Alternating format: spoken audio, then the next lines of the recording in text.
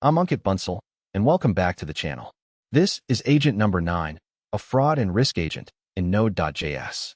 It scores every order on real signals and recommends approve, review, or block, running on a local model with no API keys. Here's how it works. An order hits an express agent. A tool scores the risk signals, address mismatches, IP, email age, AVS, and CVV. Then one local LLM call makes the call, approve, review, or block with a clear rationale. Here's the fraud agent. Pick an incoming order. A clean order, billing matches shipping, an established customer, payment checks out, low score, approved instantly.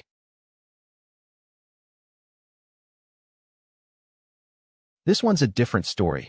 Mismatched countries, a brand new email, a foreign IP, high value. The score spikes, the signals are listed, and it's flagged. So that's a real fraud and risk agent. Every order scored on real signals, a clear decision and reason, fully local, no API keys. The code is in the description. If you found this helpful, please hit like and subscribe to my channel. And stay tuned, because in the next video we'll build the final agent on the list. See you there.